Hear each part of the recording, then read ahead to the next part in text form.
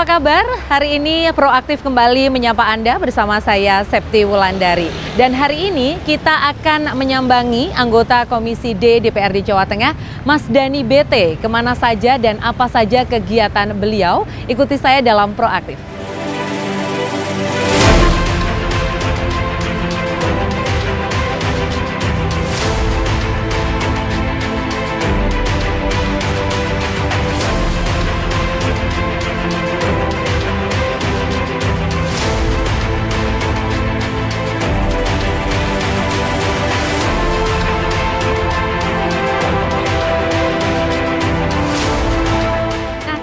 Sudah bersama dengan Mas Dhani BT yang biasa dipanggil Mas BT, anggota DPRD Provinsi Jawa Tengah. Nah, Mas, gimana nih hari ini? Hari ini tadi nunggu jenengan agak kapan kita koni?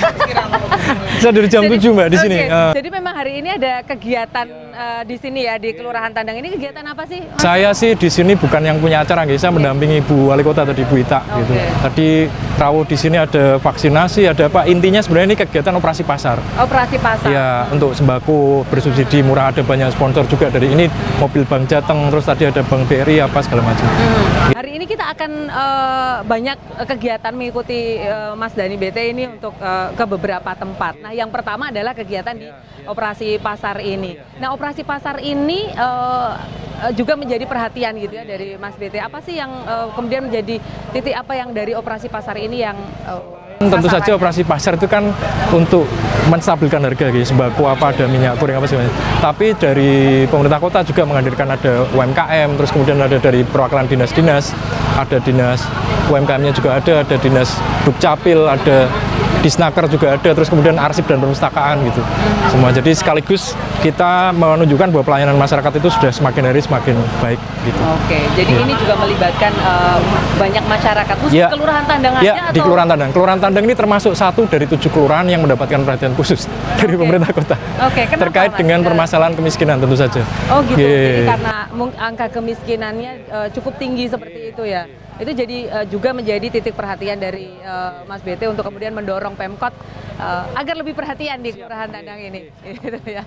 Ini saya kalau lihat di sini ini kan banyak sekali juga UMKM yang dijajakan, kemudian juga banyak kegiatan tadi. Nah, ini UMKM hasil karya dari masyarakat Kelurahan Tandang aja. Seperti itu. Kalau untuk yang lokal di sini Pak Kusren bisa lebih banyak menjelaskan. Pak Kusren ini mantan camat Tembalang. Oh, mantan camat Tembalang ya Pak Kusrin. Tapi sekarang kalau Pak Kusrin ini sekarang ya aktivis masyarakat begitulah, termasuk yang mendampingi kegiatan ini. Begitu. Nah, ini kalau tadi disampaikan Mas BT ini karena memang Kelurahan Tandang ini jadi perhatian yang cukup penting di Pemkot Semarang. Mas BT juga mendorong untuk itu gitu. Seperti apa sih Pak, boleh digambarkan kalau Kelurahan Tandang ini sekarang ini apa benar gitu kayak tadi angka kemiskinannya memang masih cukup tinggi jadi menjadi perhatian gitu? Yang disampaikan Mas BT itu di sini memang jumlah warganya juga cukup lumayan termasuk apa? Lumayan tinggi maksudnya? Lumayan tinggi juga. Lumayan padat. Padat, jadi terpadat Kecamatan Tembalang. Oh Tandang itu terpadat ya? Iya, terpadat Kecamatan Tembalang. Kita ada 14 RW, 14 RW. Jadi jumlah kemiskinannya lumayan besar juga yang di Tandang sini, sehingga 7 prioritas tadi termasuk Tandang. Nah, kaitannya dengan UMKM, kita itu kan setiap kelurahan punya UMKM gitu. Setiap kelurahan punya UMKM, termasuk di Tandang ini. Setiap RT juga ada UMKM-nya, sehingga pada saat kegiatan-kegiatan operasi pasar ini bisa ditampilkan. Ditampilkan, termasuk operasi pasar ini kan harganya harga murah. Semuanya harga murah ya. Tidak hanya kegiatan ini saja, ini Mas BT juga seringkali mengadakan kegiatan apa ya? Ya reses apa gitu. Pemeriksaan gratis. Ya, pemeriksaan kesehatan gratis. Jadi memang Kelurahan Tandang jadi salah satu titik perhatiannya Mas BT. Nah, ini Bapak Pak Kusrin ini jangan bosen untuk minta perhatian terus sama Mas BT ya. Nggak cuma pemeriksaan gratis, UMKM dan lain sebagainya ya. Kita dampingi kemana saja kita ikut itu. Oh gitu ya. Harapannya untuk prioritas Tandang ini lebih lah daripada yang lain. Harapannya Pak Kusrin begitu. Nah, gitu loh Mas BT ini. Oke, makasih. Ini kita habis ini kemana lagi, Mas? Kita ke Metese. Ada satu titik aspirasi saya gitu di sana. Siap. baik. Kita akan lanjut ke materi. Terima kasih ya Pak Kusrin ya. Terima kasih Pak. Terima kasih Ibu-ibu.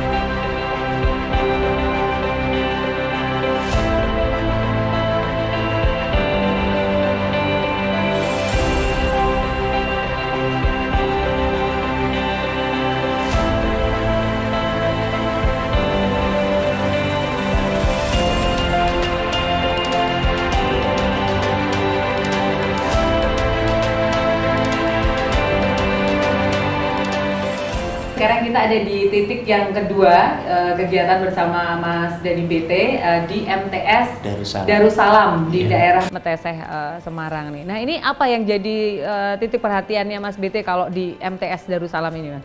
Jadi ini berangkatnya dari aspirasi Mbak, dari aspirasi. Jadi dari beliau ini kan kebetulan bersinggungan dalam organisasi Karang Taruna. Beliau ini dulunya ini ketua Karang Taruna Kecamatan Tembalang. Nah, terus kemudian saya juga di Karang Taruna, saya kebetulan juga ketua Karang Taruna Provinsi Jawa Tengah. Nah, sebelumnya memang belum ada ajuan dari beliau, tapi semakin intens saya di sini, terus kemudian kemarin beliau memberi masukan untuk aspirasi. Saya kan diberi apa ya, semacam hak keuangan begitulah kalau bisa dibilang.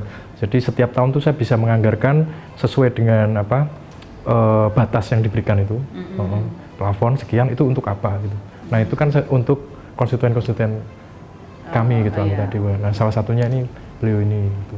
Salah satunya di MTS Darussalam. Yang seperti ini banyak. Jadi kalau di kita itu dapil 1, saya kan di dapil Kota Semarang. Itu khusus Mbak, berbeda dengan yang lain. Pertama, khususnya gimana? Dapil yang lain itu dari dapil 1 sampai 13 hanya dapil 1 yang cuma satu kota. Dan kemudian karena kita kota, kita tidak ada mekanisme yang namanya bantuan keuangan ke pemerintah. Gitu. Bisanya saya ke pemerintah kota gitu. Jadi saya fokus untuk sarana pendidikan dan sarana ibadah. Gitu. Jadi langsung ya sebenarnya. Ya. Nah, kalau apa namanya akhirnya MTS Darussalam ini menjadi satu yang terpilih gitu atau yang menjadi perhatian gitu. Itu apa yang melatar belakangi tadi? Sebenarnya saya terbuka untuk ajuan dari masyarakat gitu. Saya tidak membedakan mereka dulunya itu saya cross check gitu memilih saya atau enggak gitu. Karena begini Mbak, sebenarnya ada unsur proporsionalitas yang tidak terpenuhi. Yang penting bisa terbantu semua masyarakat gitu. Kalau saya gitu. Nah, kalau Mas Gianto ini kasusnya kan sudah teman gitu. Apalagi sudah teman gitu. Bahkan orang kadang saya nggak kenal pun.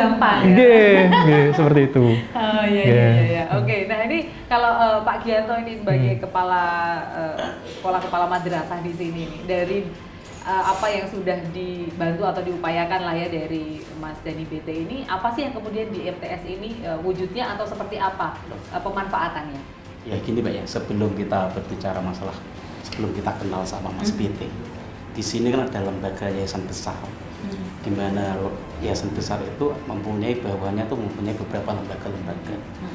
Kami memang kalau dibilang maju kita belum maju, kita lembaga yang berkembang. Nah untuk mencapai perkembangannya itu kita kan membutuhkan donatur donasi yang banyak sekali. Di antaranya kita punya saudara yang di dewan kan seperti itu. Kita matur ke Mas BT, Mas, boleh saya dibantu. Karena kita teman kan, obrolannya hanya sebatas itu. Saya dibantu karena saya mempunyai amanat membawa lembaga dan lembaga itu memang harus saya kembangkan kan seperti itu. Mas BT, ya apa Mas Gianto yang bisa saya bantu nanti akan saya bantu. Yang jelas di sini kita butuh sarana dan prasarana yang memadai kan seperti itu. Terutama yang pertama adalah gedung. Ya. Gedung di sini sangat harus kita harus bisa membuat nyaman anak-anak yang ada di sini, terutama anak sekolah kan seperti itu. Karena ini menjadi daya tarik bagi kita. Jika kita memang gedungnya ini bisa statik, bisa bagus, anak-anak kan bisa tertarik ke sini kan seperti Iya. itu. Di pertama kali kita sudah dibantu sama SPT. Ya belum nyampe gedung baru sih, tapi hanya renovasi. Nah, ini clue loh. Iya. belum gedung baru nih Mas kita ya. Baru renovasi.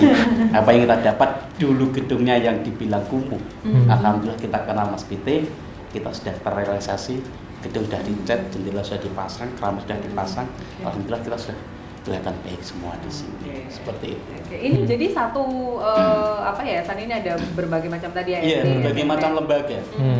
SMP Saya dan masih SMA. terus komunikasi dengan Mas PT yang dibantu jangan hanya di MTS Ya. saja. Kita mempunyai banyak lembaga, itu yang harus kita kembangkan. Oke. Nih, di antaranya nanti ada selain MTS ada MA juga. Nah, MA di sini kita harus imbang. Nah MTS apa ya MA kudu melu Ya. apik, kan seperti itu. Ada pondok pesantren, ada TPG, ada Madin, dan tidak kalah penting ada yayasan panti asuhan anak dan ada yayasan sosial untuk lansia. Semua terlokasi Semua di tersatu di lokasi sini. dalam satu lembaga besarnya Yayasan Darussalam Baitul Oh, Maun. Oke. Ada berapa ini Pak di sini muridnya atau kayak misalkan santrinya juga Kalau atau santrinya otomatis yang murid ini juga Yang pondok? bermukim di sini sekitar ada 80 Oh. yang bermukim karena kami juga istilahnya mengcover anak-anak yang di luar panti untuk anak pantinya itu. Mungkin kita bisa bantu dilewat biaya pendidikannya, kita gratiskan sekolah di sini, kita masuk daftar di panti sini. Walaupun itu masih punya orang tua lengkap, tapi dalam kategori orang tuanya yang tidak mampu. Seperti itu kita anjurkan ke sini. Terus untuk lansia memang kita kerjanya untuk pendampingan ke rumah-rumah. Biar lansia itu nyaman dengan keluarganya, yang penting kita bisa membantu lansianya.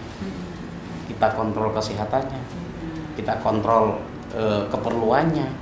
Biasanya orang-orang lansia itu memang istilahnya kadang risih dengan keluarganya kan seperti itu. Mau bilang ini nggak berani, mau minta ini nggak berani. Ya kita bersama teman-teman kita asesmen ke tempat-tempatnya. Mbah kamu minta apa, yang diminta apa? Insya Allah kita juga kerjasama dengan dinas sosial. Kita ajukan, kita lengkapi semua seperti itu.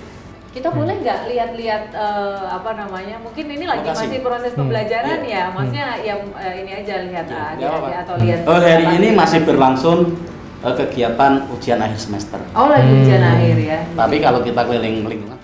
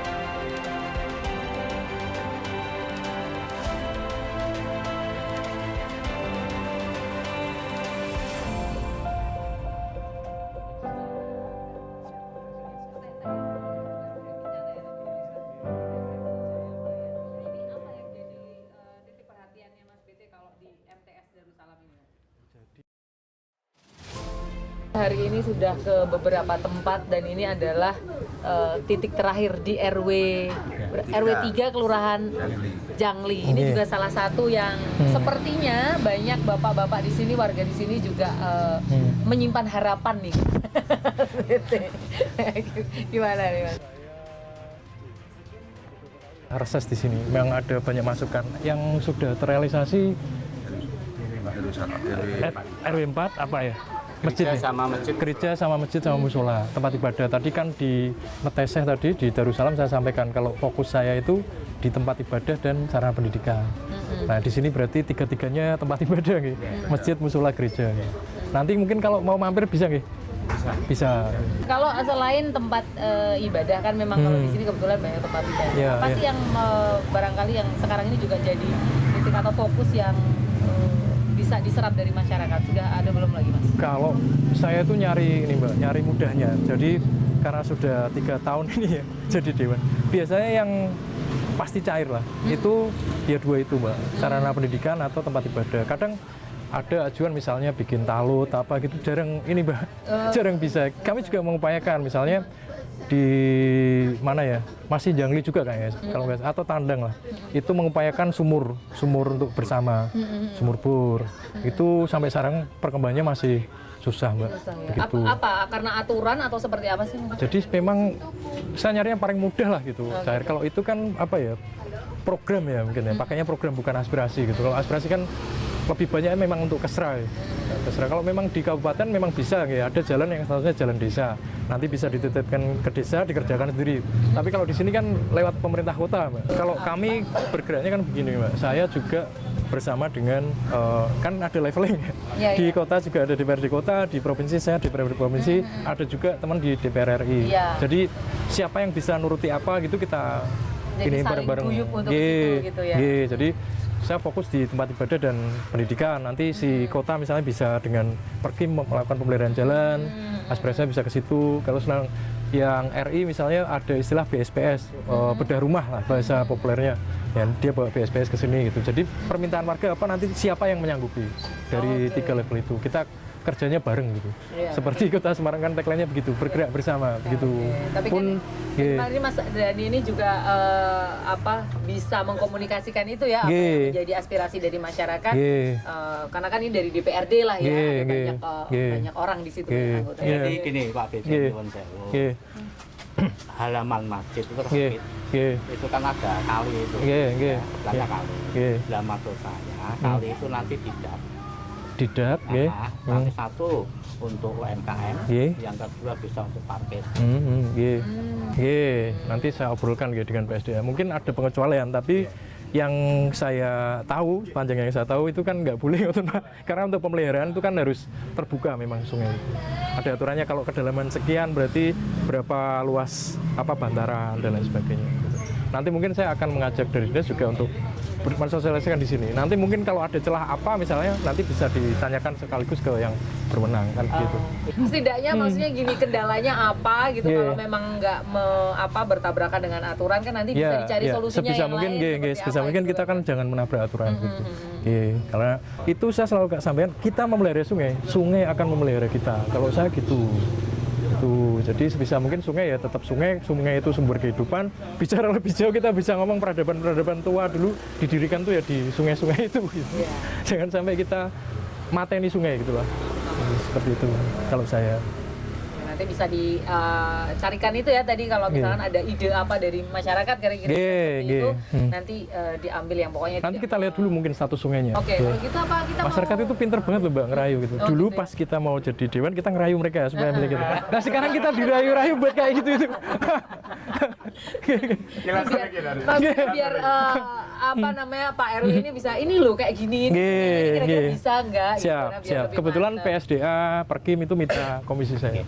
Nanti kami bicarakan lah gitu. Ini jadi salah satu kesini ini sambil ngobrol di angkringan ketemu aspirasi ya yang nanti seperti apa akan diupayakan lah ya sama SPT gitu.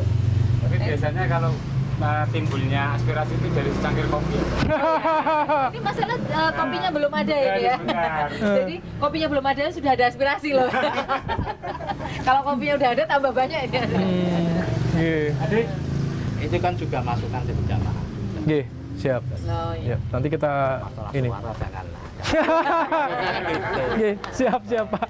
Kita saling memahami ya di sini. Ada banyak.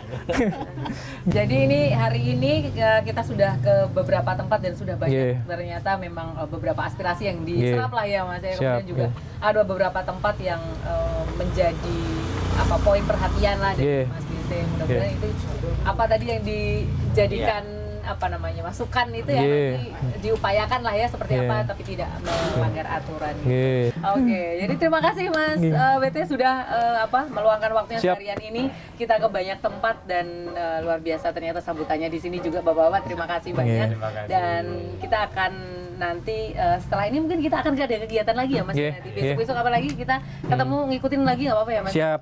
Oke. Nggih, nggih. Kalau gitu terima kasih pemirsa. Saya Septulan dari pamit. Selamat sore. Assalamualaikum warahmatullahi wabarakatuh. Waalaikumsalam. Minum.